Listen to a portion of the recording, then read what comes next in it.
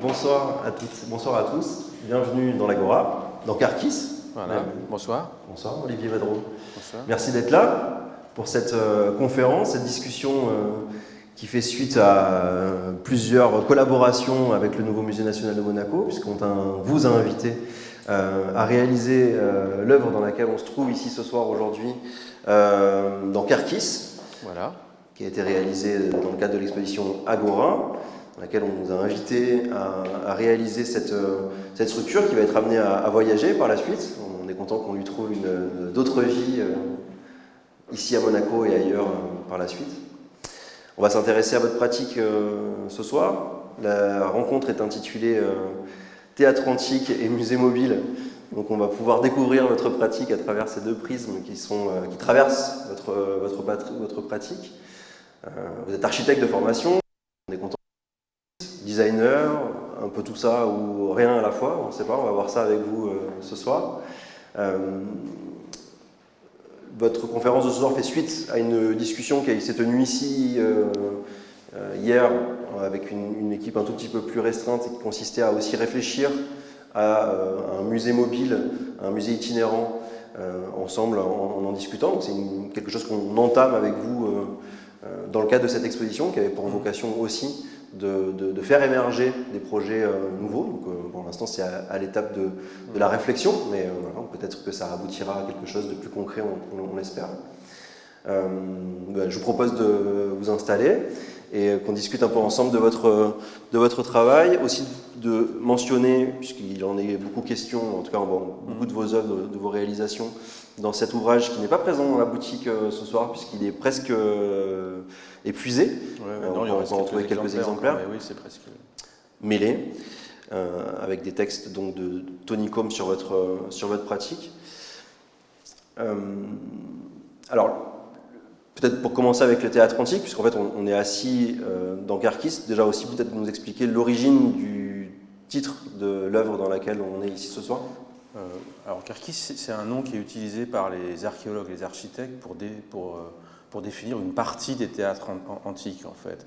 Un Carquis, c'est une section de gradins. Voilà, il y a des escaliers et des circulations qui coupent ce qu'on appelle la cavea. Et donc là, on est un peu comme dans une section d'un édifice possiblement plus grand. Donc voilà, c'est un terme d'architecture, un terme grec. Bon, je suis pas très fort en titres. Donc c'est assez rassurant de prendre des vieux titres, des vieux noms, latin ou grec.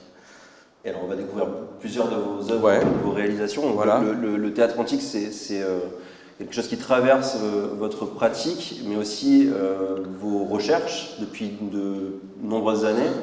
Alors, comment vous êtes venu à vous intéresser à cette architecture-ci, à cette architecture en particulier? Ouais, alors bon, je vais m'appuyer sur des images pour vous montrer un peu mon travail, mais c'est une rencontre fortuite. Moi, j'ai l'habitude de dire que j'ai pas d'idée.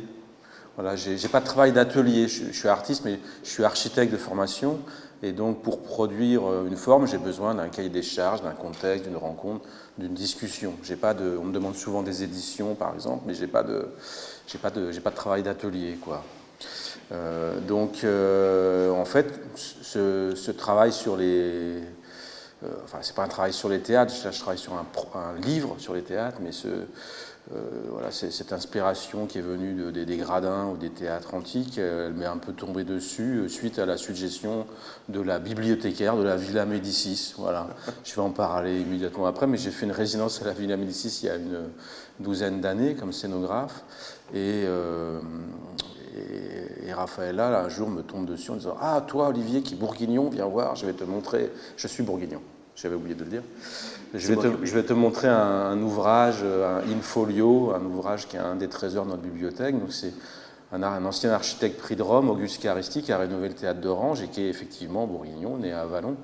Et quand il était prix de Rome, avant qu'il rénove le théâtre d'Orange, il s'est intéressé aux édifices de spectacle antiques. Et puis dans ce livre, il y a plusieurs, je montre une des planches, mais il y a une planche notamment où il y a une série de relevés qu'il a fait des théâtres antiques. Et comme moi j'ai une formation d'architecte, j'avais cet a priori que l'antiquité égale architecture classique, égale quelque chose d'assez normatif. On a l'ordre dorique, puis l'ordre ionique, puis l'ordre corinthien, tout ça est très bien organisé. Mais en réalité, quand on voit cette planche que je vais montrer, on s'aperçoit que ces édifices, c'est tous les mêmes et en même temps, ils sont tous différents. Un peu comme des tabourets africains, c'est l'image qui m'est venue en fait. Ils se ressemblent tous, ils font partie de la même famille, mais il n'y en a aucun. Il y avait beau avoir le traité de Vitruve, il date d'Auguste, et en fait, les traités d'architecture, ils ne circulaient pas comme ça. Donc il y avait des règles, mais qui circulaient sans doute de manière orale, où les gens voyageaient, et ils s'appropriaient ces règles et reproduisaient des modèles. Mais donc il y avait voilà. Donc, et du coup est né cet intérêt. Puis comme j'étais en Italie, suivant mes escapades, j'ai commencé à regarder d'autres édifices en me disant ah oui mais celui-là il est aussi différent encore une fois. J'étais à Velia au sud de Paestum, là, et c'est carrément comme des murs qui retiennent de la terre entre les endroits pour ça, comme si ici on remplissait entre les gradins et de la terre, donc comme des jardins en terrasse. Quoi. Donc il y a vraiment une très grande diversité.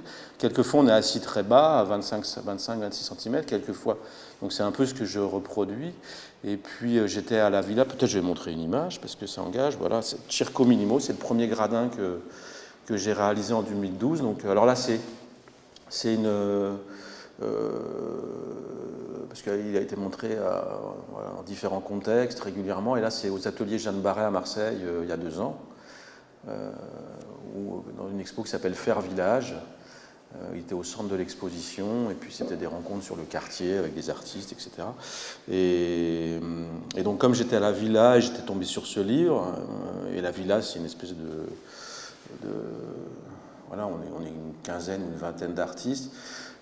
On fait sans cesse des rencontres, comme ici, sauf qu'on les fait dans le jardin, puis immanquablement, le pied de la chaise commence à s'enfoncer dans la pelouse, puis on est obligé d'enlever la chaise et de la remettre. Et donc les écrivains qui étaient résidents à cette époque-là sont tournés vers moi en disant « Olivier, tu peux pas nous dessiner quelque chose pour le jardin, pour qu'on puisse… » Donc c'était une commande des autres pensionnaires, voilà, et puis il y avait cette découverte, et donc c'est là qu'est né ce premier projet, en fait, de gradin, que j'avais… Alors comme j'étais à Rome, assez ironiquement, je l'ai appelé Circo Minimo, parce qu'il y a le Circo Massimo, cet énorme édifice, voilà, pour voir restitué dans Bénure. Donc, je ne sais plus, c'est 100 000 personnes, donc là, c'est quelques dizaines, quoi. Et c'est une construction assez rudimentaire que j'ai construit moi dans mon atelier à Rome.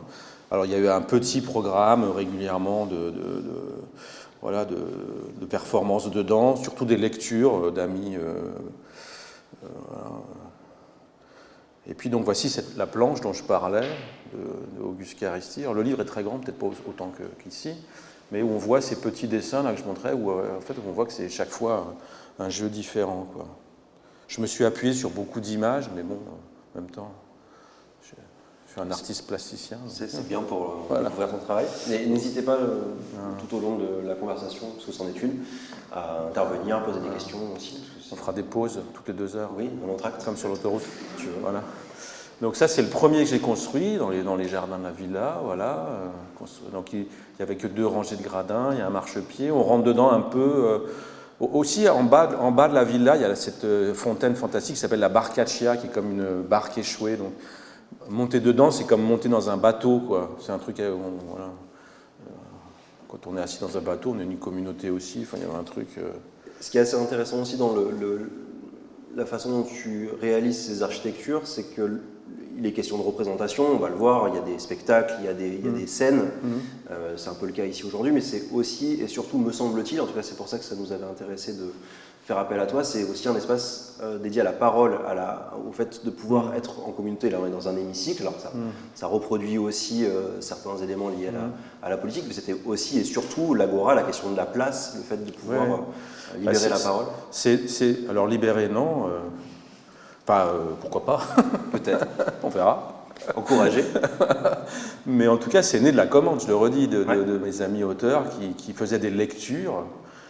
Et moi, c'est vrai qu'on verra plus tard, c'est pas chronologique, là, ce que je vous montre, il y a plutôt un fil à travers ces 2 thématiques qui ont été données, enfin, qu'on a décidé ensemble. Mais moi, je sortais de plusieurs expériences d'objets plus techniques. J'avais travaillé pour la musique électronique, donc il y avait toujours une part d'équipement électronique, technique. Et ce projet-là, c'était aussi, on le voit, c'était aussi donc la personne qui va prendre la parole est assise autour, et on ne sait pas qui va prendre la parole, parce que c'est parfaitement circulaire. Donc là, vous savez, je suis devant vous, j'ai un micro, mais si on imagine que l'hémicycle est fermé, donc il y a une espèce d'horizontalité, voilà, et quelqu'un prend la parole, et c'est lui qui produit la performance. Et puis c'était les dimensions, je les ai définies. Pendant longtemps, j'ai fait des choses de 4 mètres de diamètre. Bon, voilà, j'en suis sorti. Mais c'était effectivement le son de la voix, en fait. Dans un salon, on s'entend. Voilà, et comme là, on a un micro. Parce que voilà, le son excède. Donc, et comme je ne voulais pas d'équipement technique, je voulais vraiment que ce soit un dispositif unplug, quoi, comme un concert acoustique à la guitare sèche. C'est un peu cette distance qui a donné l'échelle de la construction, quoi. Alors au début, il est donné pour 24 personnes, et puis là, on voit un festival voilà, en race campagne vers chez moi en Bourgogne, où on voit que ça excède beaucoup plus. Et puis, il y a la question de la jauge dès qu'on dessine des gradins ou voilà, ou autre chose, ou des dispositifs. Et en fait, ce qui est aussi intéressant dans cette forme, c'est qu'elle initie une manière de... Donc en fait, au début, je me posais beaucoup de questions par rapport à voilà, cette idée de la jauge. Mais en fait, on le verra pour un autre projet que j'ai montré, là, où on voit qu'il y a beaucoup de monde autour, à Pompidou, etc. En fait, quelque part, ça initie une manière d'organiser l'espace s'il y a plus de personnes que nécessaire. Après, elle continue de se mettre en cercle. Donc en fait, ça donne une lecture de l'organisation spatiale dans laquelle on doit se...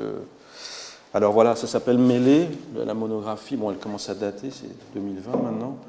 Mais le titre, il a été trouvé par Tony Combe, qui a écrit le livre, à partir de cette image. Je lui disais que moi, j'aimais bien les photos où en fait on ne voit plus mes objets, où ils sont recouverts par les personnes. Et l'image qui me venait, c'était celle de la mêlée de rugby, qu'on ne voit pas le ballon, il est dessous, puis les gens sont dessus. Et donc c'est ce qu'a donné le titre au livre. Alors, voilà, vous allez voir que assez vite, je suis devenu Monsieur Gradin. J'ai fait plus, voilà, c'est une forme qui m'intéresse, quoi. Donc ici, on a, si vous êtes allé sur le toit de l'unité d'habitation à Marseille, il y a ce petit théâtre. Il y avait un festival d'ailleurs où il y a Martha Pan qui a fait des performances sur ce petit théâtre qui est aussi une scène. Ce qui est assez joli, donc c'est une forme en béton qui est sur le toit de Corbu. Et on peut la voir soit comme une scène, le protagoniste monte dessus et les gens sont autour, soit au contraire, il y a quelques personnes qui s'assiedent dessus et qui regardent quelque chose qui est en bas. Et donc cette manière de renverser la situation pour l'utiliser de deux manières différentes, elle est intéressante. Et donc j'avais exploité, avec le même matériau, du contreplaqué de peuplier, très simple, j'avais exploité cette possibilité en redessinant une version d'intérieur de la tribune de Corbu. C'était pour le Théâtre des Amandiers à Nanterre. C'était une commande de Philippe Ken, et c'était pour un projet super, où il y avait Bruno Latour, d'ailleurs, dans ce projet, qui était un des initiateurs, ou peut-être même c'était lui qui a donné l'idée de départ, ou c'était en 2015, ils avaient invité des universitaires de 25 pays différents pour jouer à blanc les rencontres sur le climat, en se disant, si on joue à blanc les négociations, il en sortira des choses pour la suite. Et du coup, on voit des groupes d'étudiants, donc il y avait sans cesse des restitutions. Pendant 2 semaines, il y avait ça s'appelait Théâtre des négociations. Et donc là, on voit ce que je disais, voilà, il y a quelqu'un qui est debout, qui prend la parole, les gens sont assis, et puis d'un seul coup, il y a des gens qui montent dessus, ça devient une scène, et donc je ne sais pas pour quelle raison il y avait des musiciens. Voilà, alors un autre projet qui était une commande du ministère de la Culture, du CNAP, qui s'appelle KVA. Alors Kerkis, voilà, c'est un tronçon. KVA, c'est le nom de cette forme qu'on connaît tous, la forme du théâtre antique, quoi, mais qu'on retrouve voilà, dans les assemblées démocratiques, dans les stades, c'est-à-dire un cône tronqué dans lequel on dispose les spectateurs. Voilà, ça c'était une commande du CNAP qui s'est tourné vers moi pour dire voilà, il y a des biennales, il y a toutes sortes d'événements, mais il n'y a pas toujours une salle de conférence. Et donc, on voudrait passer commande d'une salle de conférence nomade. Voilà, il est question de dispositifs nomades aussi dans cette discussion, dans cette présentation. Et donc, c'était pareil, un système autonome, alors, où là, il y avait un vidéoprojecteur, enfin, tout le matériel, même les micros HF, comme on a aujourd'hui, circulent avec, sont rangés dans les caisses, etc. Bon, ça, c'est la petite maquette. On voit ici le dispositif réalisé. Et alors, c'est pas le cas ici, mais en fait, quand on dessine des choses nomades, ce qui compte beaucoup, c'est, vous allez le voir après, Ce qui compte beaucoup, c'est la manière dont les gens vont s'approprier le dispositif. Donc, c'est la notice. Il faut une notice pour dire comment ça se monte, comment ça se démonte. Il faut réfléchir à comment c'est stocké, comment c'est empilé, donc la palettisation pour le transport. Et puis aussi, moi je pense que je n'ai jamais fait mieux que sur ce projet-là, c'est qui peut le monter. Parce que s'il faut embaucher des gens pour le monter, c'est plus compliqué, voilà, il faut les faire venir. Et dans ce projet KVA, en fait, c'est comme un jeu d'enfant, on va voir sur les images, mais il n'y a aucune vis, c'est que des emboîtements. On le voit ici, vous voyez, c'est des caissons en bois, puis il y a des rails, et en fait, ils se glissent dans les rails, et c'est le dispositif lui-même, la forme des boîtes, qui donne assez vite, donc c'est monté très très vite, il y a des passages de câbles, etc. Mais voilà, alors donc, c'est pareil, c'est un dispositif qui est assez souvent emprunté et qui bouge pas mal. Et donc là, il a été emprunté plusieurs fois par Cinéma du Réel, le festival qui est au Centre Pompidou, et puis là, c'était une manifestation, pareil, un espèce de mini-festival sur Assemblée Générale, sur mai 68, etc. Donc c'était en 2018. Et là, on voit, donc c'est un peu la disposition qui est ici. Alors, voilà, c'est vraiment inspiré de ça. Je parlais des tabourets africains tout à l'heure, mais cette histoire des normes, elle est super intéressante. C'est quelque chose dont je ne parle pas très souvent, mais en fait, j'ai une formation d'architecte, moi. Et donc, c'est pas tant l'époque classique qui a normé les choses, c'est plutôt l'époque de la modernité. Il y a un ouvrage, s'il y a des architectes dans la salle, ils le connaissent peut-être, qui s'appelle un ouvrage de Ernst Neuffer, qui est une espèce d'encyclopédie où il y a toutes les dimensions utiles à un architecte. Il y a même la taille d'un gâteau, par exemple. Tout est normé. Si vous voulez faire un placard pour ranger un gâteau, le gâteau fait tant d'épaisseur, comme si tout... Voilà.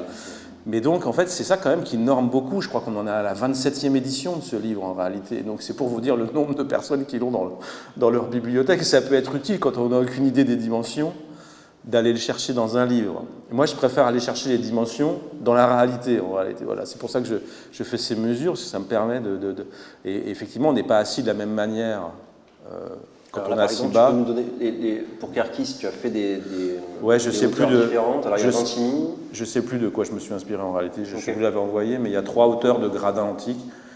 Les personnes parmi vous qui sont assises au milieu, vous êtes assis à 104 mm de haut. C'est la hauteur du gradin de Ventimi, le théâtre antique le plus proche. Ce sont en fait des hauteurs empiriques en réalité. Donc ça veut dire que ça correspond à aucune norme. Empirique, réellement non, parce que par exemple, si on va à Glanum, il y a un bouleterion, donc un édifice d'assemblée antique, et c'est très très bas, c'est 27 cm. Mais en fait, on est bien assis si on a les jambes croisées. Vous voyez, si je m'assieds ici, c'est sûr que si j'ai les genoux levés, je ne suis pas bien assis. Par contre, si je me mets comme ça, et on se met comme ça assez naturellement, en fait, il y a plein de manières de s'asseoir. Par contre, si on est assis plus haut, attention, démonstration, hein. Voilà, là on est presque à la hauteur d'une table, je ne sais plus la cote, mais on doit être à 60 ou 65 cm. Si je suis assis plus haut, en fait je vais avoir besoin d'être assis moins profond. Par contre, ici ça casse l'angle, donc on a besoin d'adoucir l'angle. Et comme on est en appui sur les jambes, c'est pour ça que les tabourets de bar ont une barre, une partie de notre poids est sur les jambes, en fait on a besoin de reposer le poids des jambes. Donc on met une barre pour passer de la jambe gauche à la jambe droite. Donc en fait il n'y a pas une manière de s'asseoir. Il y en a plein, d'ailleurs il y a des designers qui ont travaillé là-dessus. Voilà. Bon, ce n'est pas vraiment le sujet aujourd'hui, on ne va pas parler d'ergonomie, on peut parler de tout. Ça sera Stéphane Humain. Voilà. Mais en tout cas, ça tire, disons que les mesures que je prends, etc., m'engagent à réfléchir en tout. Et puis voilà, alors la discussion ici c'était par exemple, il faut mettre un dossier, mais enfin il y a des spectacles qui se jouent dans le théâtre antique de Vintimille. Moi-même, l'an dernier, j'ai vu un spectacle à l'Odéon d'Hérodaticus à Athènes. Et en fait, Philippe Ken, voilà, qui jouait là-bas, et on passe 2 heures assis sur... Puis, alors, on n'est plus habitué à ce confort-là, peut-être, mais enfin, si le spectacle est bon, on oublie là où on est assis. J'espère que vous n'aurez pas trop conscience de l'assise sur laquelle vous êtes posé ce soir, sinon c'est que je suis mauvais. Voilà. Alors, quand je disais tout à l'heure, voilà, des questions de jauge, on voit ici pour Assemblée Générale Pompidou, à un moment donné, à l'intérieur du dispositif même, il y a des chaises qui se promènent, qui viennent se greffer sur le dispositif, et de la même manière qu'il y avait du son, mais quelquefois là, ils l'ont augmenté, et en fait ça je ne le vois pas comme un inconvénient, mais comme je le disais tout à l'heure, le dispositif il initie une situation, et après évidemment on peut Donc je reviens à ces petits dessins, à ces petits relevés d'Auguste Caristi. Et donc je disais que moi j'ai prolongé son étude, là, dans son bouquin, dans son livre. Il y a 2 planches comme ça, donc il doit y avoir une quinzaine de relevés au total. Et donc moi je fais un livre d'architecte là-dessus, je fais un coffee table book où il y aura tous les dessins, voilà, de relevés de théâtre, enfin presque tous, voilà, parce qu'il y a des endroits où je pourrais pas aller. Mais pour vous donner une idée, je suis à 494. Donc ça va être un assez gros livre. On pourra caler des assez gros meubles avec. Tu sais quand est-ce que tu t'arrêtes? En fait, c'est une somme finie. Il y a quand même des édifices qui sont découverts régulièrement, mais il s'agit de s'approcher de l'exhaustivité. C'est comme une collection de papillons de timbres, on les veut tous, quoi. Voilà. Et puis je mesure aussi, vous allez le voir, des édifices plus récents. Alors, quelques-uns de mes relevés, ça c'est orange, comme Caristi l'a rénové, voilà, je vais les relever. Ici, on a Avelia, c'est ce que je disais, c'est comme des murs parallèles avec de la terre battue. Ici, on a Prienne, où l'architecte a creusé sous les marches pour consommer moins de matière, pour optimiser la pierre. Ici, on est au Liban, à Byblos, voilà, parce que cette forme... ce qui m'intéressait aussi quand même, j'ai une carte Google Maps où j'ai tous les édifices, parce qu'il y a un travail bibliographique en amont, c'est de voir que la Méditerranée, qui est un lieu de tension, d'immigration, à un moment c'était une communauté culturelle où on retrouve ces édifices absolument partout. On les trouve dans les territoires palestiniens, en Syrie, en Libye, vous voyez ce que je veux dire. Et donc à cette époque, la Méditerranée n'était pas une frontière, elle était un lien plutôt. Syracuse, où là, pour ceux qui y sont allés, l'édifice il est taillé directement dans la pierre, quoi. C'est comme alors on imagine que bientôt l'homme aura disparu de la planète avec tout ça, comme tout le vivant peut-être. Enfin, c'est une des hypothèses, voilà, la plus sombre. Et il restera d'immenses fossiles, un peu comme des coquillages, quoi, qui sont ces théâtres antiques. On imagine dans 5000 ans des extraterrestres qui arrivent et qui tombent sur ces formes taillées, voilà. Qu'est-ce qu'ils ont ? Moi, je les vois comme des gros fossiles, quoi, des énormes fossiles de notre activité. J'ai pensé à ça parce que quand j'étais à Syracuse, j'y suis passé plusieurs fois, mais j'étais tombé sur un article du Guardian qui parlait de la durée de vie des architectures. Et donc tout ce qui est béton armé, on estime c'est entre 120 et 170 ans. Ça veut dire que dans 200 ans, il ne reste plus rien de la construction, de ce dernier siècle de construction. Imaginez Monaco. Il n'y a pas que Monaco, mais parce qu'en fait, il y a un processus d'oxydation. Ici, Oui, mais en tout cas, les édifices qu'on construit, c'est des édifices jetables par rapport à l'architecture en pierre, où quand un bâtiment s'écroule, on peut reconstruire. Voilà, on peut reconstruire avec. Et donc on imagine que si l'homme disparaît de la Terre, dans quelques centaines d'années, il reste que la muraille de Chine, la cathédrale d'Abi et le pont du Gard, quoi. Donc c'est quand même un peu étrange comme voilà. D'où cette idée de fossile maintenant quand je vais sur ces sites. Alors les tout premiers édifices, c'est des édifices crétois en fait. Cette forme, elle vient des marches du temple. Voilà, c'est une hypothèse des archéologues, il n'y a pas de texte là-dessus, mais où il y a un transfert du pouvoir entre le roi et le prêtre, il y a une cérémonie, et du coup, s'il y a une cérémonie, il y a quelque chose à regarder, et notamment à Phaistos et à Knossos, il y a les marches de la cérémonie, et puis il y a les marches, elles se plient, elles se replient à 90 degrés, donc parallèlement au cortège. Et en fait, ces escaliers-là, ils mènent nulle part, parce que derrière, c'est ce que j'ai dessiné là, il y a un mur.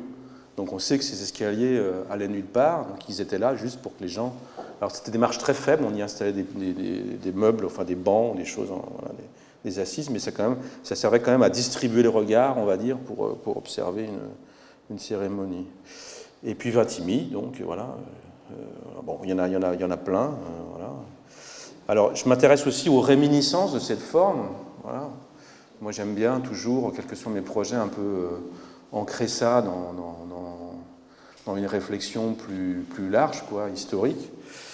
Donc, cette forme, elle a été beaucoup utilisée à la Renaissance, notamment ça, c'est théâtre de dissection de Padoue. Donc c'est un théâtre dans lequel on se tenait debout. Voilà, les gens ne sont pas assis. Puis ils prenaient des notes sur le rebord de la rambarde et la personne qui était disséquée était en bas et on pouvait dessiner, vomir, tout ça. Voilà. Alors ça, c'est un théâtre qui n'est pas très loin, il y en a qui le connaissent. Ici, le théâtre de Cocteau au Cap d'Aille. Voilà, donc quand je parlais de réminiscence, cette forme, elle continue d'être utilisée, elle continue d'être citée. Avec le gars qui me surveille, j'ai pas pu faire de relevé. Interdit. Il y a beaucoup de choses interdites là-bas. Pourquoi vous prenez des photos? Non, mais c'est juste pour moi. Je les montre pas. Il n'est pas dans la salle. Et puis moi, évidemment, ces relevés, j'en fais quelque chose. Je me les approprie. Donc ici, on voit comment des silhouettes dessinent un profil qui peut être utilisé de différentes manières. Ici en dessin, ici en maquette, je fais beaucoup de maquettes. Voilà. Et j'ai mis ces deux images parce que, alors tout à l'heure tu me disais, mais t'es quoi Olivier? T'es architecte, t'es designer, t'es scénographe. Alors je dis souvent ça, la spécialité n'est pas mon fort. J'ai une formation d'architecte, je suis architecte vraiment, mais j'ai jamais vraiment exercé, même si j'étais assistant d'architecte. Et je pense que je reste fondamentalement un architecte dans ma manière de. Je disais tout à l'heure, j'ai que des travaux de commande ou de contexte, j'ai pas de travail d'atelier.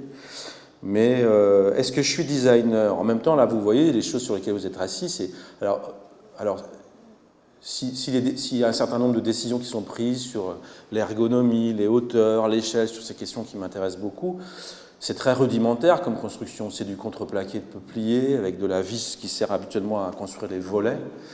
Et ça, pour moi, ces objets, je les vois un peu comme des grosses maquettes. Ils ont une qualité générique. Et j'ai mis un petit peu de temps à trouver le parallèle, mais c'est un peu le même degré d'inventivité que la cagette. Voilà, ça c'est le brevet du premier Cajot. Et la palette. Vous voyez, on fait beaucoup de choses en palette, mais c'est des objets qui ont une très grande fonctionnalité, mais qui sont rudimentaires dans leur conception. Et moi, j'aime bien cette approche. Ce n'est pas toujours le cas, mais en tout cas, et puis... alors aujourd'hui, je suis défini comme artiste, donc ces objets ont le statut d'œuvre, mais c'est un peu des œuvres à protocole en réalité. Je montrerai un mode d'emploi tout à l'heure, mais j'envoie les plans, les gens les construisent, ils l'utilisent un temps, puis après, c'est réutilisé, pourquoi pas un moment, mais circo-minimo. Quelquefois, il n'y a pas d'exemplaire existant, puis quelquefois, il y a plusieurs exemplaires. En ce moment, il y en a un chez Jeanne Barret et un à la Maison des Arts à Malakoff, mais quelquefois, il n'y en a pas, quoi. Donc c'est un peu une œuvre à protocole, j'envoie les plans, les gens commandent le bois, je leur dis exactement, il y a même les plans de vissage, et puis les gens le construisent, voilà.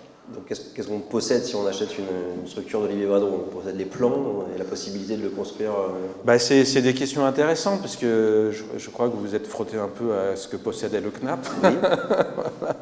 Donc il s'agit de KVA, dont on vient de parler. Ouais, que je montrais tout à l'heure. On n'a pas réussi à faire venir ici. Ouais, c'est quelquefois compliqué. Bon, il a beaucoup circulé, mais c'est vrai que...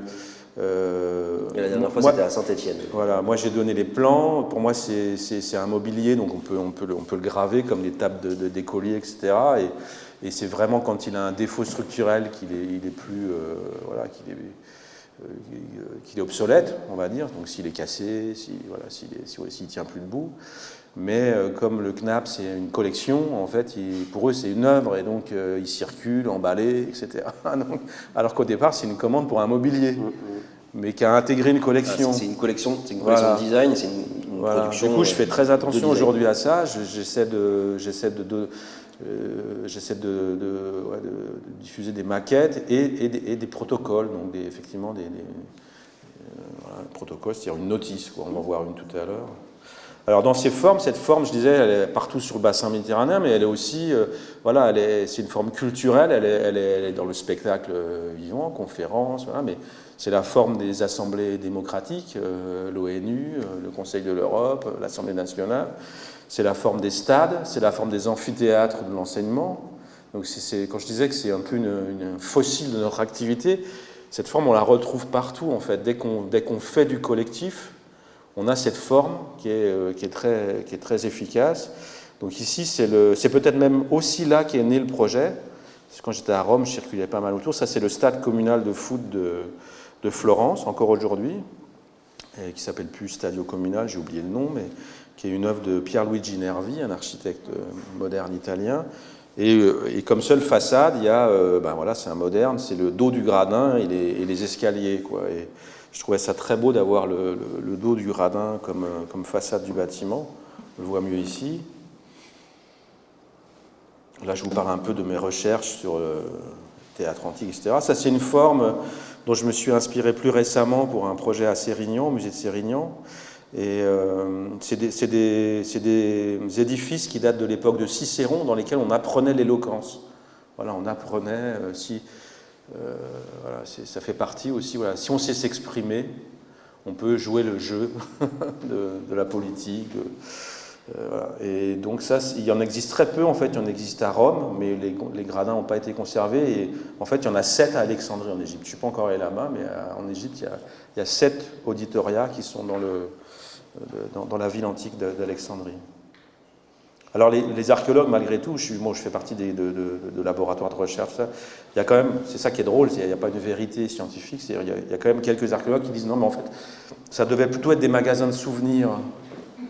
On accrochait les trucs sur des étagères, puis les gens rentraient, voilà. Il y a comme ça des théories un peu Et donc, à Sérignan, le musée m'a passé commande d'une construction en disant on a beaucoup de groupes scolaires, et pour l'instant, quand ils arrivent, on les sépare en 2 groupes. Il y a une partie qui va visiter l'expo, l'autre qui est accueillie par un médiateur, et pour l'instant, on les assied juste par terre sur les paliers, et donc les paliers étaient très grands. Et voilà, il restait 2,40 m par 6 mètres de long, et donc je me suis inspiré de cette forme des auditoria pour créer un gradin comme ça, en forme de fer à cheval, de mini-stade. Alors c'est toujours le même système de construction, assez simple. Là, c'est pas du contreplaqué, c'est du 3 plis, mais c'est des panneaux standards qu'on trouve assez facilement avec les mêmes vis. Voilà, on dirait On dirait un sauna. un sauna, voilà. C'est ce que dit ma fille aussi. Et le dessin, alors vous voyez, voilà, ça c'est un dessin qui est extrait du mode d'emploi, voilà, c'est un peu comme une notice Ikea. Et là, le dessin, la proportion, elle est vraiment calquée sur un édifice de la Renaissance, qui est le théâtre de Sabioneta, ce qu'on appelle un théâtre à l'antique, Teatro all'antica. Alors ce qui est rigolo, c'est que ça, c'est vraiment la manière dont les architectes, les artistes de la Renaissance, l'Antiquité est un mythe, parce qu'en fait, il y a eu des constructions en bois à l'Antiquité, mais il reste juste des traces de pieux dans la pierre, carrée, puis ils peuvent dire, quand ils disent, voilà, il y avait un édifice antique en bois, mais on n'a aucune idée du dessin, et évidemment, ces édifices ne respectent pas les proportions de Vitruve, par exemple, donc c'est des théâtres à l'antique qui ne s'inspirent absolument pas, à part du fantasme de l'antique. Et par exemple, le théâtre de Sabioneta, il a une forme de lyre. La forme des gradins est vraiment très étrange. Et ça, j'ai vu ça nulle part ailleurs que là-bas. Alors, toutes ces formes, elles ont pour point commun voilà, l'idée on dessine un arc de cercle, et puis la personne qui prend la parole est au centre, comme je suis en train de le faire devant vous. Et ça, c'est une de mes premières pièces, qui doit dater de 2000 ou 2001 ou 1990. Bon, je ne m'étais pas très foulé sur le titre, ça s'appelait Le Feu Rouge, voilà. Mais c'était dans le cadre d'un festival de spectacles en plein air. On m'avait chargé de réaliser un peu l'espace où les gens devaient se retrouver entre les spectacles. Et du coup, j'avais fait un feu éclairant en rouge, et du coup, entre les spectacles, les gens venaient autour du feu. Voilà, et quelque part, cette forme centripète où tout le monde est autour du feu, c'est aussi un peu la forme générique de tous ces, on le voit là, de tous ces photos de Philippe Ken, parce qu'il a été réactivé il n'y a pas très longtemps. Voilà. Alors, il se trouve que là je fais un pas de côté, mais j'ai fait des fours récemment, donc voilà, c'est un peu le même truc, le four, le feu. Voilà, ça c'est C'est un four à pain qui est qui était installé pour 3 ans à la Maladrerie à Beauvais. C'est une école? Non, c'est un lieu culturel, mais en fait, il y a des commandes à des artistes tous les 3 ans, et il faut que ça soit parfaitement réversible. Donc là, on a l'impression d'une forme monumentale, minérale, mais c'est juste un enduit de chaux sur un grillage. Il n'y a pas de fondation, et quand on l'a cassé, il ne restait plus rien. Mais ils ont pu faire des focaccia, des pizzas pendant les 3 ans, à chaque fois qu'il y avait À chaque fois qu'il y avait une manifestation, c'est-à-dire à peu près tous les week-ends. Voilà. Voilà, une dame qui vient voir, mais c'est quoi ça? Ça, c'était la petite maquette que j'avais fait. Je fais beaucoup de maquettes, comme je vous l'ai dit. Voilà, il y avait cette idée que... Voilà, ça, c'est à la SAS. Du feu, du feu sur la parole et du four sur... voilà, cette forme centripète, en fait, elle est... Voilà, dès que quelqu'un... même s'il n'y a pas d'architecture, même s'il n'y a pas de construction, dès que quelqu'un produit un spectacle, les gens s'assemblent naturellement en cercle autour de lui. Et alors là c'est un des plus vieux projets que j'ai réalisé aussi. Je disais que c'était pour la musique électronique, c'était des concerts au casque, ça s'appelle le kiosque électronique, donc c'est comme un kiosque à musique. Simplement, c'était des musiciens électro qui s'installaient dedans, avec comme moi aujourd'hui, avec un ordi, quelquefois des instruments, et donc il y a un plancher technique avec les amplis, avec tout ce qu'il faut, et puis les gens se pluguent à la boîte avec un casque. Du coup, ça fait des concerts silencieux. Donc on a pu faire des concerts dans des bibliothèques, dans des endroits, dans des musées, voilà.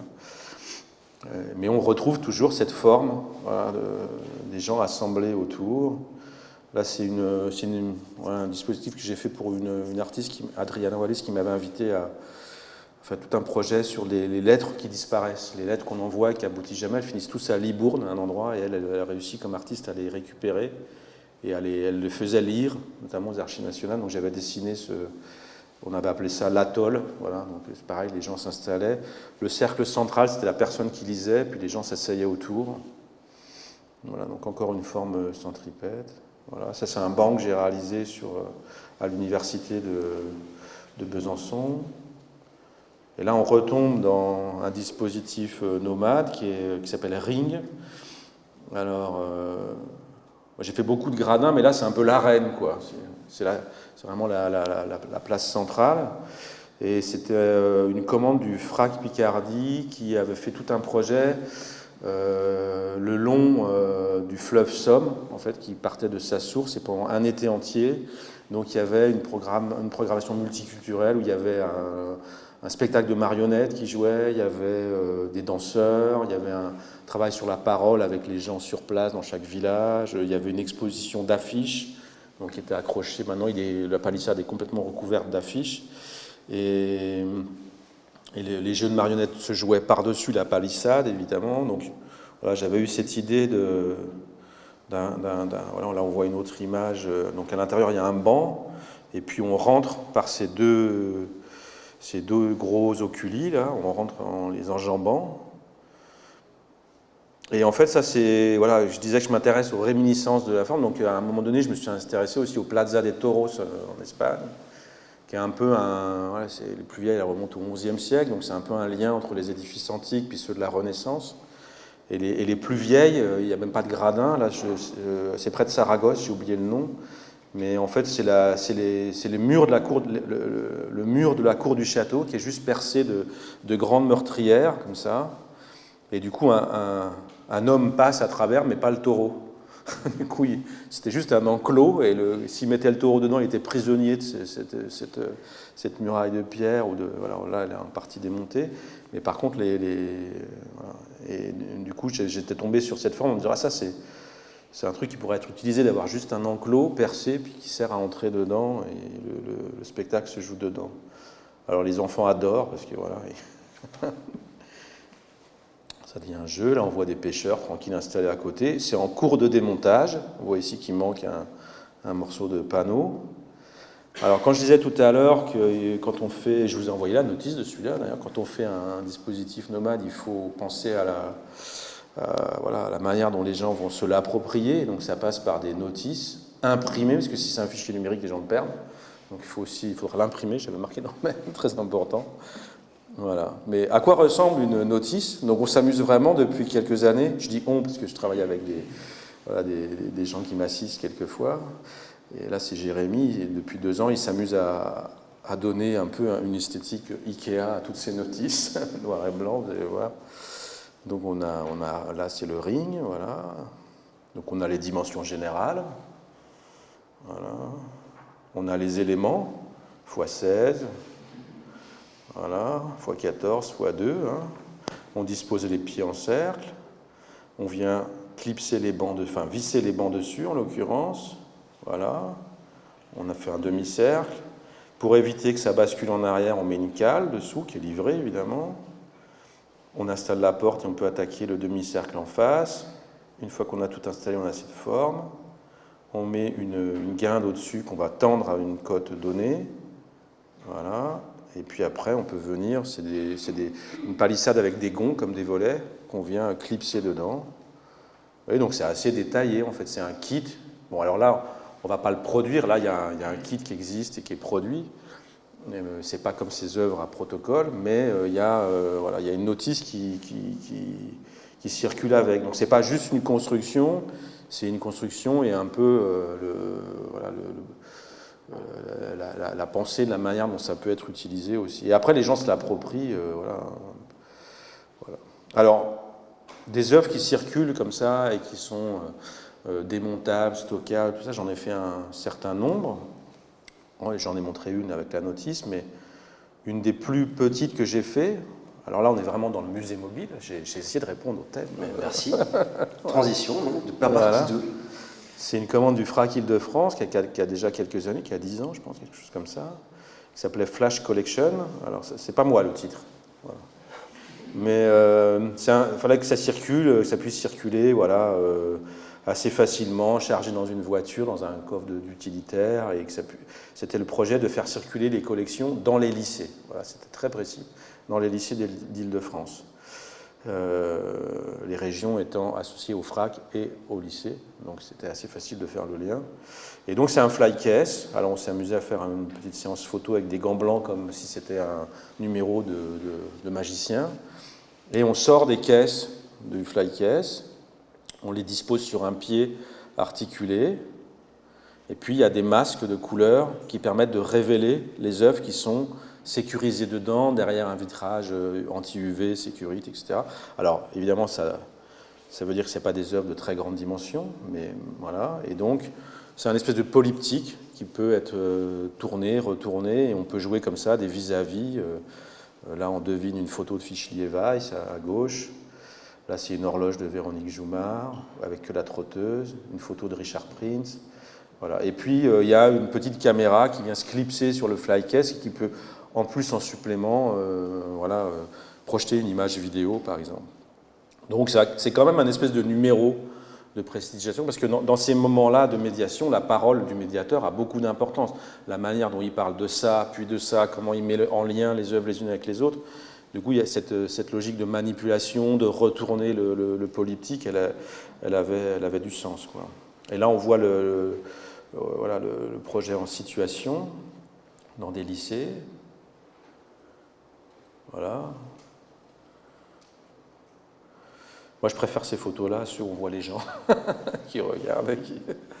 Voilà. Et ça, c'est sans doute le dispositif le plus grand que j'ai fait, à contrario, qui est une commande pour l'exposition Monde Nouveau il y a 2 ou 3 ans, là, et qui était aussi une commande de l'École des Beaux-Arts de Paris, où dans la cour d'honneur de l'École des Beaux-Arts, il y a quelquefois des expos invités ou partenaires, et puis les étudiants récupèrent les scénographies pour installer leur diplôme dedans, et on m'avait passé commande d'un kit d'architecture démontable, adaptable, empilable. Donc en fait, quelquefois, la cour elle est vidée du dispositif et c'est empilé dans 2 containers derrière. Et donc là, on est sur 600 mètres carrés. C'est un kit, mais il faut 20 minutes pour démonter une cloison de 4 mètres et la remonter ailleurs, puisqu'il n'y a que 16 vis. Et puis toute la charpente, toute l'ossature, c'est des systèmes de griffes de charpente industrielle, donc il n'y a pas d'outil. C'est juste, à 2, on peut prendre la poutre, la déplacer, puis la regriffer ailleurs. Donc voilà, comme je disais, il y a une attention portée à la manière dont ça peut être simple de s'en saisir, simple de se transformer, etc. Alors je suis très content de ce projet parce qu'en fait, ma commande c'était 3 ans, donc ça devait être utilisé pendant 3 ans, avec l'idée que d'habitude une scénographie était jetée au bout d'1 an, et donc 3 ans. Et puis j'ai croisé la directrice, Alexia Fabre, il n'y a pas très longtemps, il y a quelques semaines, et elle m'a dit qu'en fait, elle n'était pas usée, donc ils allaient renouveler pour 2 ans, donc ils allaient l'utiliser encore au moins 2 ans. Mais je pense qu'elle peut, voilà. Alors aujourd'hui, là, c'était très japonais, il y avait les murs en bois brut, Et en fait, quand on fait 15, 20 accrochages dans un mur, vous savez, les gens du musée, comment ça se passe, il y a des traces de vis et de pâte à bois partout. Donc maintenant, la plupart des panneaux sont peints, repeints. Donc, si on va sur le site des Beaux-Arts de Paris, on voit très souvent, elle sert de fond aux accrochages des étudiants. Voilà, donc ça, c'est le plus grand kit, comme ça, que j'ai réalisé. Avant, j'ai montré le plus petit. Comment s'est passée la transition entre les structures que tu construis qui sont proches de ces théâtres antiques et ces commandes pour des structures, la scénographie en réalité, puisque finalement une question. Alors moi, en réalité, je ne fais pas de scénographie. Il y a des gens, il y a des professeurs. On m'a passé commande une fois de scénographie. Tu fais une scénographie. Alors en fait, je fais des gradins, des murs, des. C'est une scénographie et pas, en fait. Voilà, je dessine des cimaises. En fait, je dessine des objets techniques qui peuvent servir de scénographie, mais j'arrive pas à coller un propos avec une proposition. Voilà. Un jour, il y a un metteur en scène qui s'est tourné vers moi et ma vie est devenue un cauchemar. Pendant 2 mois, il fallait que je justifie de mes choix par rapport au texte. Et ça, j'en suis incapable. Je peux dessiner le théâtre, la scène, les gradins, je peux dessiner chacune des parties de l'espace dans lequel ça se joue, mais je ne peux pas faire un décor, quoi. Ça, c'est impossible. Pour les expositions. Voilà. Pour les expositions, c'est pareil, en fait. Là, je travaille sur une scénographie pour la Fondation Martel et le Grand Ornu, mais en fait, toute la scénographie est réalisée à partir de 2 éléments modulaires, une espèce de caisse qui s'empile dans laquelle on peut, dans un sens, mettre des objets, de l'autre, s'asseoir, et puis un autre truc qui fait socle et simèse en même temps, suivant comment on le renverse. Donc, à chaque fois, il y a une espèce d'esprit de synthèse et de typologie qui fait que, pendant longtemps, j'ai dit que je construisais des outils scénographiques. Voilà. Je ne sais pas trop comment appeler ça, mais il y a l'idée que les gens se les approprient.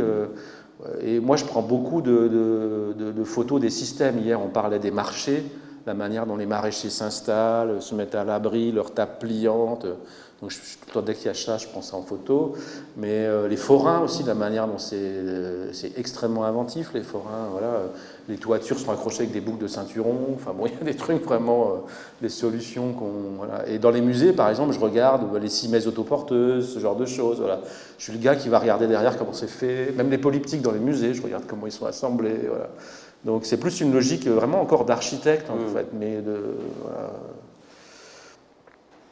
Et en fait, ce projet, ce n'était pas une volonté de ma part de lui donner une esthétique japonisante, mais cette esthétique, elle est apparue à travers des choix successifs, de rehausser le sol, voilà, on va le voir après.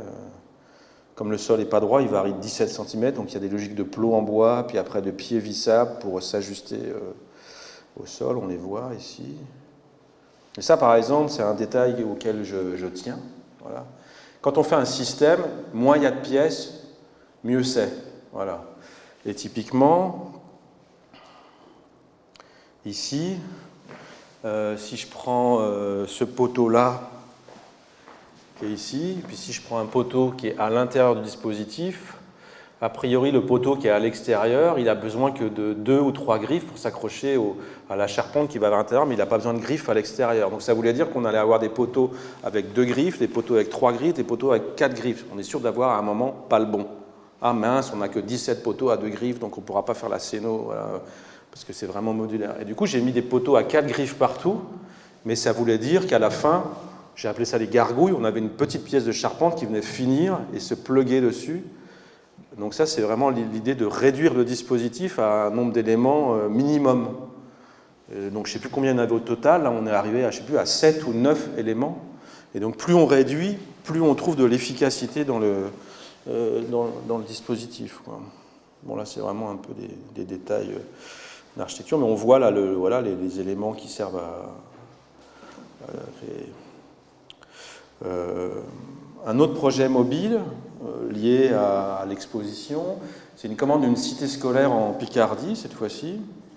Encore une commande, je disais, voilà, je fais des commandes. Et donc, c'était l'idée, dans une cité scolaire moderniste, avec une façade un peu à la Prouvé, ou quelque chose comme ça, d'avoir un espace d'exposition supplémentaire, à la fois qui pouvait être utilisé par les élèves, mais aussi par des partenaires institutionnels, culturels, invités. Voilà. Donc là, on voit une expo de travaux d'étudiants, d'élèves dedans. Et donc, ici, je suis parti de l'idée de la maquette, en fait. Voilà, de l'archétype, en disant, voilà, on a une cité scolaire moderniste avec des parallépipèdes, et depuis les fenêtres des salles de cours, on voit la cabane, le chalet, je ne sais pas comment les élèves vont l'appeler, mais qui est un peu, alors, une petite maison japonaise, parce qu'elle est très épurée. Et dedans, malgré tout, il y a 3 ou 4 espaces, donc c'est un peu comme une vitrine autour de laquelle on tourne.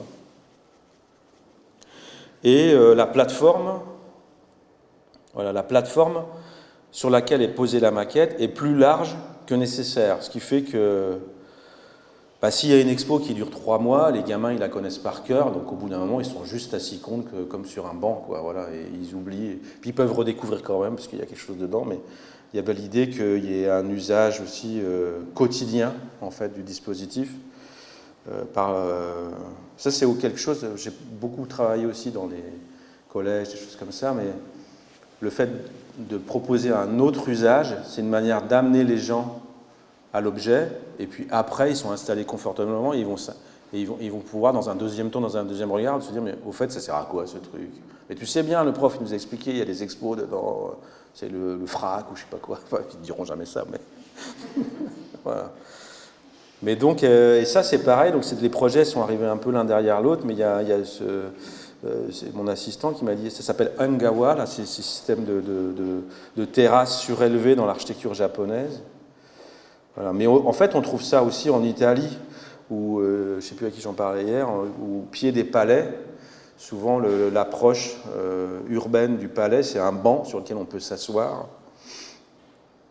Donc l'idée d'offrir un usage sur le périmètre de l'architecture. Voilà, typiquement, ils regardent plus ce qu'il y a dedans, et ils sont assis en train de regarder leur téléphone, j'imagine. Voilà. Et donc c'est un plateau d'un fabricant de plateaux pour tiny house, là, pour ces mini-constructions. C'est des béquilles agricoles qui sont utilisées dans le monde agricole, on peut surélever, s'adapter, régler la géométrie. Voici la cité scolaire en question. Et puis, hop, on peut enlever les béquilles, glisser une remorque dessous, l'accrocher à un camion, et puis partir installer la maison pendant 15 jours dans une école, par exemple, primaire du coin, quoi. Ça fait partie de la commande. Donc là, on imagine la petite maison sur la route qui voyage, comme ça, tirée. Alors, j'ai pas encore de photo de ça, mais j'aimerais bien en avoir une. Voilà. Alors moi, je fais beaucoup de maquettes. Ce projet-là, il est inspiré de la maquette, mais la maquette, un peu comme le feu, elle a cette capacité. Il y a un pouvoir magnétique, attractif de la maquette. En fait, quand on fait une maquette, les gens sont autour, ils la regardent. Une image, on est forcément frontal, puis si j'éteins mon ordinateur, il n'y a plus rien. Si je pose une maquette sur la table, elle reste après. Voilà, donc il y a vraiment un pouvoir. C'est aussi lié aux outils pédagogiques, hein, parce que la maquette, les jeux pour enfants, tout ça est quand même lié. Hein. Voilà, alors le projet s'appelait Modellone. Modellone, il n'y a pas d'équivalent en français, ça veut dire grosse maquette, quoi. Et c'est vrai que souvent quand on va en Italie, là c'est à Milan, dans le trésor de la cathédrale, on voit des maquettes dans lesquelles on peut rentrer tellement elles sont grandes presque. Et au départ de ce projet, j'avais pas d'idée, comme je disais. J'ai pas d'idée en général, on me la donne. Donc quelquefois, il faut être patient. Quelquefois, il faut être patient. Puis quelquefois, elle vient tout de suite. Et je butais un peu sur ce projet. Et puis j'ai un ami architecte qui était à Kyoto et qui m'envoie, parce qu'il avait vu mon dispositif aux Beaux-Arts, et il me dit, tiens, regarde, on est à Kyoto, ça va te parler, toi. Donc il m'envoie une série de 4 photos. Donc là, on est dans un intérieur traditionnel à Kyoto. Et voilà, il y a son fils qui arrive dans la pièce. Vous voyez la taille de la porte. Voilà. Et il ne tient pas debout dans l'espace. Parce qu'on vit assis, en fait, dans ces... Voilà. Si vous avez vu le dernier film de Wim Wenders, là, avec le gars qui nettoie les toilettes à Tokyo, On voit, il a plusieurs scènes d'intérieur, on voit qu'il vit tout le temps, soit couché, soit assis par terre sur le sol. Et quand il m'a envoyé ça, je dis mais ça c'est super, en fait c'est une miniature, c'est une maquette dans laquelle on peut quand même tenir debout, mais pas vraiment, et donc il y a un rapport d'échelle qui est entre deux. Si quelqu'un rentre dedans, les gens autour vont dire mais il n'est pas à l'échelle, un peu comme les vieux tableaux du Moyen-Âge où les gens sont beaucoup trop grands par rapport à l'architecture, donc un rapport de dissonance comme ça de l'échelle. Et donc pour le projet là-bas à Flixecourt, je leur ai interdit j'ai interdit aux élèves d'entrer dedans en fait. Il peut y avoir une performance qui se joue dedans, donc un artiste peut entrer dedans, et sinon c'est vu de l'extérieur, quoi. Donc voilà. Et en fait ça m'a fait, Tony en parlait dans le livre, mais il y a comme ça des dispositifs qui sont inventés par les artistes pour trouver un angle d'attaque. Alors, il y a la question de l'échelle, il y a dans un entre-deux. Et ça, c'est le corner d'Irving Penn, où en fait, donc là, c'est Georgia O'Keeffe, et voilà, dans son atelier, il avait cette espèce de coin, et il a pris en photo des dizaines de personnes, et en fait, ça produit une image. Voilà, donc le dispositif spatial crée. Alors maintenant, parce que j'étais tombé dans une expo, où ils avaient refait le corner d'Irving Penn, quoi. Donc, lui, il n'en a jamais fait une œuvre, mais aujourd'hui, on le présente quelquefois dans l'exposition. Et je finis par cette image, je ne sais pas où j'en suis dans le timing, mais ça, c'est vraiment ça. Alors, j'ai déjà dit 2 fois, c'est une très vieille pièce. Là. Mais ça, c'est vraiment le premier truc que j'ai fait. J'étais étudiant en école d'architecture, ça s'appelle la tente de coin. Vous voyez, on n'est pas si loin de ça, quoi. Voilà, on tient à peine dedans, en tailleur déjà, comme un Glanum, hein, souvenez-vous. Et Yolène Delabine sur France Inter avait dit « c'est l'objet de la rentrée, tout le monde se l'arrache ». J'en avais vendu 7. Voilà. C'est le seul objet édité que j'ai fait en design. Mais il y avait déjà cette idée de quelque chose de nomade, voilà, d'un rapport d'échelle. Voilà. Et c'est la dernière image que j'ai à vous montrer.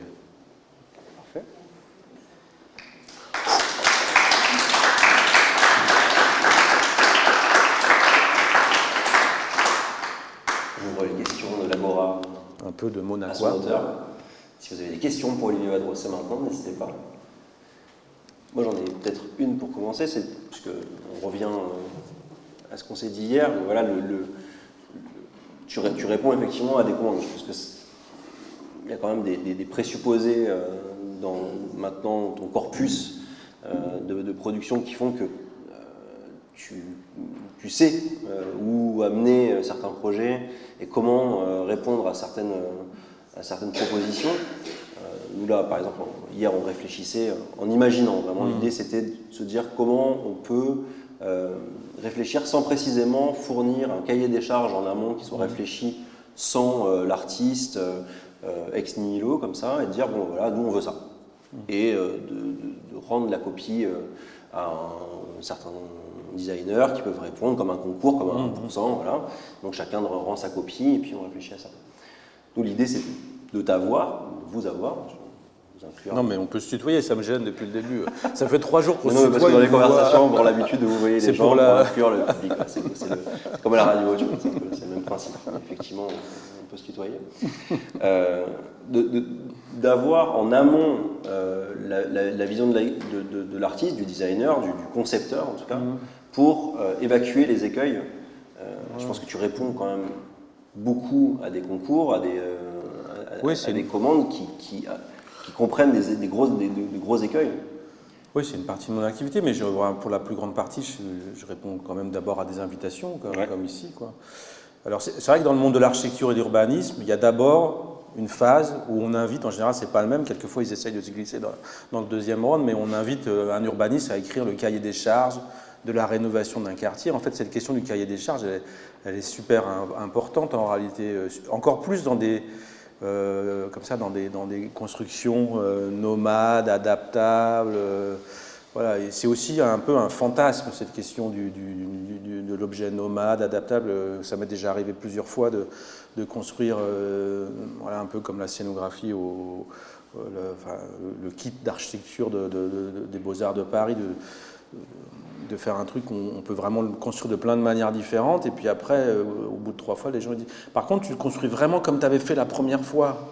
ils veulent la même image qu'il y avait dans le catalogue, etc. Donc en fait, il y a l'idée d'un truc adaptable, et puis souvent aussi, les gens n'ont pas quelquefois les connaissances ou la science de l'espace pour disposer ça de manière adéquate. Voilà. Donc aujourd'hui, je fais du service après-vente, je fais des plans d'implantation très régulièrement. N'hésitez pas à m'appeler, je peux faire le plan plutôt que ça se retrouve un peu monté bizarrement. Mais donc, d'où l'importance des discussions effectivement préliminaires sur ces questions de qu'est-ce qu'on veut, quoi. Voilà. Et puis aussi, il y a un bagage après. Alors ça, c'est intéressant parce que moi, tu disais tout à l'heure que architecte, designer, tout ça, alors on me pose tout le temps la question, donc j'ai fini par y réfléchir un peu. Mais je crois une personne peut répondre à plusieurs types de choses, peut faire quelque chose de l'ordre de la scénographie, peut faire quelque chose vraiment de l'ordre du design avec un projet quasi industriel, etc.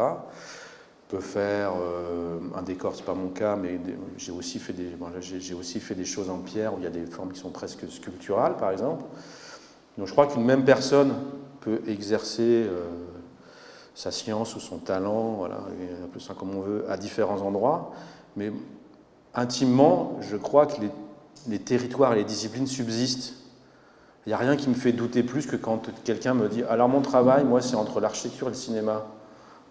En fait, sans doute il y a des choses qui s'inventent entre, mais je pense qu'on peut circuler entre les disciplines, mais parce que les disciplines, voilà, moi je m'intéresse beaucoup à l'histoire, par exemple, chaque discipline a son histoire.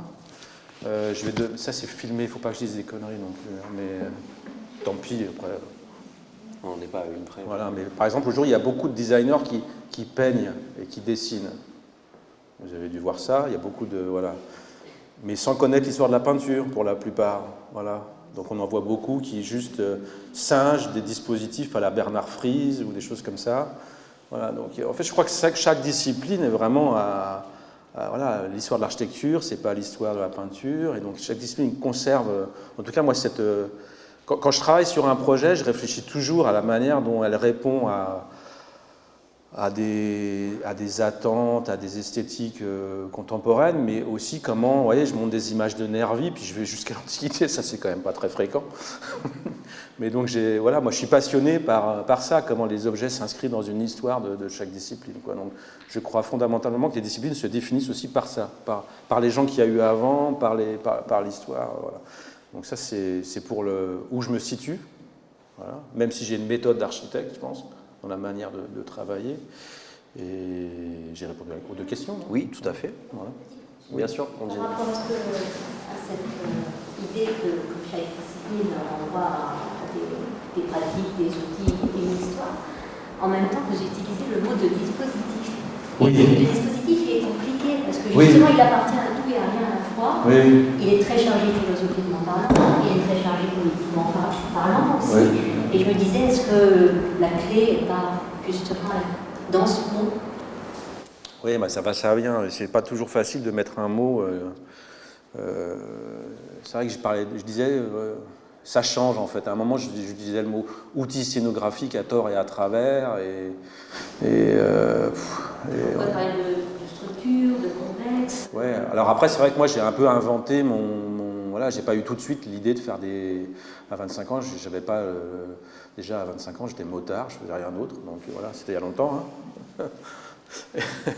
mais j'avais pas comme projet de faire des gradins en bois. Voilà, c'est des rencontres, comme je le disais. Puis aussi, il y a ce truc où... alors au début, par exemple, vraiment, quand j'ai fait le kiosque électronique, c'était 2004, 2002, je ne sais même plus. Et après, j'ai beaucoup travaillé pour la musique électronique. J'ai fait beaucoup d'installations. Il y a des compositeurs qui m'ont invité à créer les... Alors, c'était jamais des scénographies, mais c'était plus des espaces créés pour la musique électronique.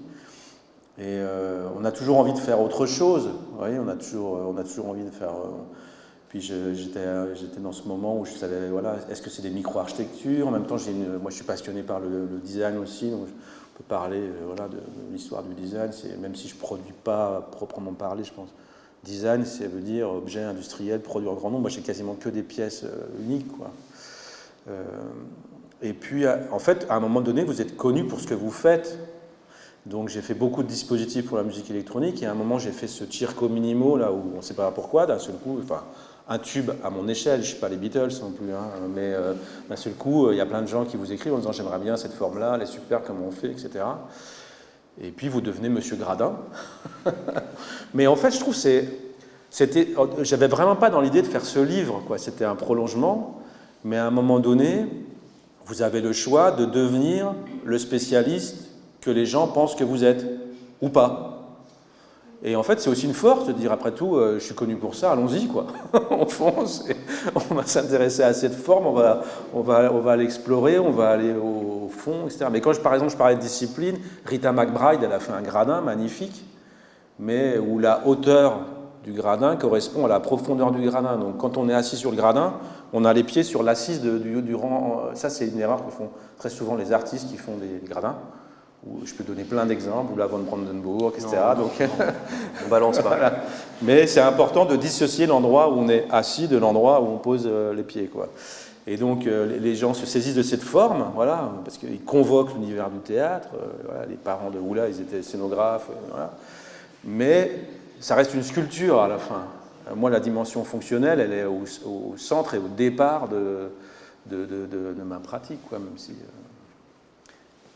Ça me fait penser, donc pour Cirque Monimo, puisque tu en as produit beaucoup, et la question propriétaire, c'est-à-dire à partir de comment il y a une économie, ça m'intéresse toujours de parler un petit peu de l'économie des artistes, et de comparer ça peut-être aussi avec l'autoprojection d'Enzo Mari, avec le kit, parce que là en fait tu nous donnes le mode d'emploi, en fait c'est filmé là ce soir, ça veut dire qu'il y a quelqu'un qui va pouvoir partir avec tes plans et faire exactement la même chose à la maison s'il décide de, puisque tu as donné les... Voilà. Alors Enzo Mari, ça fait vraiment partie des choses que je regarde beaucoup et depuis toujours, je trouve ça fantastique ce moment là où il sort Autoprojetation. Donc, pour ceux qui ne connaissent pas, c'est un livre où on peut construire son mobilier soi-même, donc en fait, chaises et voilà, mais tout, le lit, l'armoire, tout, on peut faire tout son mobilier. Et il y a vraiment cette pensée des outils qui vont avec. C'est-à-dire, il dit, mais quelqu'un qui s'y connaît pas, même une vis, c'est compliqué pour lui. Donc en fait, tout son mobilier se fait avec des clous et un marteau. C'est-à-dire vraiment l'outil le plus rudimentaire, quoi. Donc en fait, il y a la dimension des planches. On va chez un menuisier, il nous donne ou même on va donc en gros, on a à scier et à planter des clous et on peut faire. Et donc c'est juste la manière dont la planche est mise et le contrevente, la table est stable. Donc en fait, il a dessiné plein de plans. Puis à la fin du livre, on peut envoyer ses propres suggestions, en fait, pour augmenter le... Alors, quand je disais tout à l'heure, ça c'est le modèle, et puis après, à un moment donné, 15 ans après, il y a un éditeur italien qui a fait les chaises d'Enzo Mari pour les vendre dans les magasins. Ouais. Pour ceux qui ne savaient même pas planter un clou, quoi. Ouais, ou qui voulaient être sûrs d'avoir le bon bois qu'aurait choisi Enzo Mari, parce qu'après, il y a ces questions-là, quoi. Mais voilà. Donc, ce truc de l'appropriation par le... Ouais, je ne l'ai pas inventé, mais avant Enzo Mari, Rietveld, par exemple, il avait fait tout un livre sur le mobilier d'enfant, exactement comme Enzo Mari. En fait, on pouvait faire le landau, le lit d'enfant, le bureau d'enfant, mais c'est un projet moins connu que celui d'Enzo Mari. Mais en tout cas, moi, je trouve ça très généreux de dire, voilà, puis c'est abandonner ses droits d'auteur aussi, en disant, je vais produire des formes pour les gens qui n'ont pas les moyens de ça, de toute façon, quoi. Donc, et donc, moi, j'ai dans l'idée, comme je fais plutôt des... Alors, moi, je pense que c'est quand même du design, voilà, ce que je fais là, mais simplement, c'est pas... Aujourd'hui, le design, il est à l'image de notre société, quoi. Alors, Nanni Moretti n'était pas très en forme ces derniers temps, vous avez vu, là, il a fait un malaise, tout ça. Mais pour ceux qui connaissent un peu, dans Journal intime, il va engueuler un mec qui rentre chez lui dans sa voiture avec son bip de portail automatique. Le gars, il a une pizza dans les mains et puis une vidéocassette. Il lui dit, mais putain, vous n'allez plus au restaurant, vous n'allez plus au cinéma, vous sortez même pas dans la rue pour ouvrir votre portail. En fait, voilà, on vit dans un monde, donc aujourd'hui, on regarde un film sur Netflix, on commande un repas via Uber, mais en fait, vraiment, c'est la sphère privée qui a pris pour tout. Et dans le design, c'est pareil, le design est réduit. Enfin, voilà, si on pose la question aux gens qui passent dans la rue, c'est quoi le design? Ils vont parler de chaises, de tables, enfin... Ils vont parler de l'intérieur plutôt. Voilà, ils vont parler de l'univers domestique. Alors moi, j'ai des meubles chez moi, j'essaie de les choisir comme tout le monde, tout ça. Voilà, j'ai fait une demi-chaise une fois pour ma fille, parce qu'elle était toujours assise sur une fesse, donc j'ai fait une demi-chaise, je ne l'ai pas montré là, mais triangle, comme la tente de coin. Mais moi, mes objets, ils sont pensés pour l'espace public, ils sont pensés pour le collectif. Voilà. Donc j'ai dans le projet, j'ai pas mal de projets de livres, mais je vais déjà d'abord finir celui sur les théâtres antiques, sur la forme du théâtre de plein air, mais j'ai l'idée de faire, parce que j'en ai fait quand même pas mal de ces formes, j'en ai montré que quelques-unes, mais de faire une espèce de livre photocopiable où il y aurait toutes ces formes dedans. Donc il y aurait le gradin, la tribune, la table de pique-nique, j'en ai fait donc, qui serait un peu une transposition d'Enzo Mari, mais pour l'espace public. Voilà. Parce qu'on... Oui, je suis bavard. Avez-vous pensé à travailler sur le carton? Abandonner le bois et... Non, j'ai jamais travaillé avec le carton. C'est un matériau fascinant. Hein. Il y a les projets de Franck Gehry, enfin, il y a plein de gens qui ont travaillé avec le carton. Et ça, la plupart de nos portes chez nous, elles sont faites en carton, la main donc c'est extrêmement performant. Mais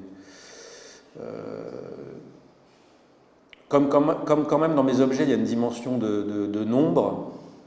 Voilà, les gens escaladent, montent dessus debout pour aller s'installer dans le circo minimo, il y a des résistances. Puis peut-être j'ai pas les capacités de calcul aussi de ces choses-là, quoi. Tant qu'on engage sa propre santé en s'asseyant sur sa chaise, ça va aller, mais d'un seul coup abandonner. Puis aussi, c'est beaucoup des objets pour l'espace extérieur. Donc il y a cette dimension de la pluie. Voilà, mais c'est extrêmement efficace le carton. Vous parlez de pérennité, je trouvais intéressant que beaucoup de vos sources d'inspiration sont antiques, donc la maison de Nifif, ou je ne sais plus laquelle, en fait, en pierre qui résiste à toutes les intempéries. Et vous parliez tout à l'heure de durabilité, du béton, etc. Parce que toutes vos productions, elles sont soit éphémères, soit mobiles, soit les deux. Mais tout votre imaginaire, pas tout votre imaginaire, mais en tout cas, s'inspire de l'Antiquité, donc des choses quand même extrêmement pérennes. Et je trouve intéressant qu'il y ait plus. Donc c'est pas vraiment une question, mais comment finalement vous expliquez? Alors, par exemple, le choix du matériau. Ce choix du matériau, là, du contreplaqué de peuplier, puisqu'il s'agit de ça, donc le peuplier c'est un bois très léger, donc si on prend un contreplaqué normal, on peut faire le même meuble que ça en contreplaqué normal, et on aura une épaisseur moindre. Mais une épaisseur moindre, comme on visse, il y a moins de matière pour visser dedans, et puis tout de suite, ça ressemble à une étagère Billy. Vous voyez, cette épaisseur, on voit l'étagère Billy. Ouais, on est foutu. Si on fait un truc qui fait 20 mm, 18 mm, on voit des étagères Billy, quoi. Et donc de grossir cette épaisseur, c'est lui donner plus de place visuellement, c'est lui donner plus de place dans le vissage. Et j'avais fait le choix du contreplaqué de peuplier parce que je connaissais un menuisier qui travaillait pour Marc-Camille Chemovitz. Et il y a beaucoup de mobilier de Marc-Camille Chemovitz qui était fait en peuplier. En fait, c'est là où j'ai découvert. J'ai dit, mais c'est super, parce que c'est souvent cette épaisseur-là, Marc-Camille.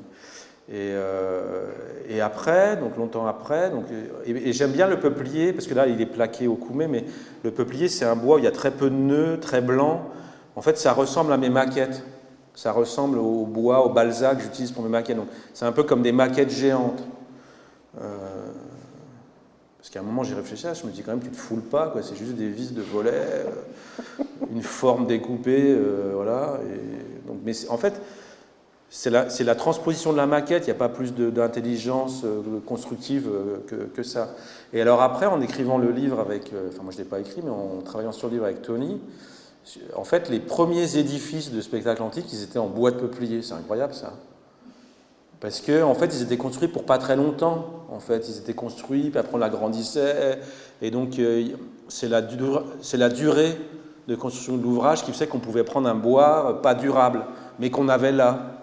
Donc, sous le théâtre de Dionysos, il y a encore les trous carrés des pieux du premier théâtre en bois d'Athènes, et ils l'appellent le théâtre des peupliers, je crois, un truc comme ça, parce que je ne sais pas comment ils ont découvert, ou quelqu'un le cite, peut-être c'est, je ne sais plus quel auteur qui le cite, quoi. Donc c'est vrai que cette question... Mais enfin, j'ai quand même fait des trucs très pérennes, là, j'ai fait des constructions en pierre, et le four en pierre, le four en enduit chaud, là, je l'ai fait en pierre, en grès. Il fait 7 mètres de haut, la même taille, donc je pense que dans 2000 ans, il est encore là, quoi. Personne ne saura qui a fait ça ou quoi. Mais même si un semi-remorque arrive à fond, c'est impossible de les bouler, le truc. Donc ça, je suis assez content aussi de dire, voilà, j'ai fait que des trucs pérennes, mais il y a un four à Besançon. Les extraterrestres le verront, quoi. Il ne bougera pas, celui-là. Juste en conclusion, je voulais revenir sur ta pratique collaborative, parce qu'en finalement, elle est induite dans tout ce qu'on vient de voir et d'entendre. De aussi dire que tu avais contribué à la création de la salle de bain à Lyon, donc c'était il y a quoi, une 20... Oui, 99, ouais. Donc, 99. Aussi à la galerie Triple V, tu as un des V de la galerie Triple V, donc c'est aussi dans ta nature, et c'est aussi le fait de notre rencontre qui fait ça. Je pense que tu es quelqu'un qui œuvrent dans la collaboration. Tu travailles beaucoup avec les gens, tu as contribué à cette scène aussi qui a émergé ces 20 dernières années. Voilà, donc il faut aussi le dire, de présenter des artistes, d'avoir un lieu dans lequel on puisse exposer, à la fois dans un champ run space et commercial. Juste de revenir en quelques minutes là-dessus. Quand je disais que je m'inscris dans une histoire, je m'inscris aussi dans l'histoire qui est en train de s'écrire. C'est-à-dire qu'en fait, il y a des... Alors, je parlais de Nanni Moretti, je suis un autarcique. Alors, moi, je ne suis pas un autarcique du tout, quoi. Voilà. Je suis l'inverse, peut-être, mais j'adore Nanni Moretti, il n'y a pas de problème. Mais c'est vrai que je m'intéresse... voilà, il y a des artistes qui sont extrêmement centrés sur leur travail, qui savent faire que comme ils savent faire. Et puis, ils en font quelque chose de formidable, il n'y a aucun problème, on peut citer des noms, mais... Et puis, on parlait de Xavier Veillant hier, il y a des gens qui sont aussi curieux du travail des autres que du leur. Moi, je fais partie de ces gens-là. S'il y a un autre artiste dans la salle, je vais parler de son travail, quoi. Donc, je suis passionné de peinture, je collectionne un peu, je m'intéresse à la maquette, donc j'ai aussi des maquettes, voilà. Et aussi, moi, je viens d'un milieu culturel qui n'existait pas, quoi. Mes parents sont comptables, il y avait une bibliothèque à peu près vide avec juste des atlas de la route dedans, puis des mémoires du général de Gaulle, si je me souviens bien, il y a à peu près le truc. On avait quand même une bibliothèque, parce qu'il fallait en avoir une, mais il n'y avait pas vraiment de livres dedans.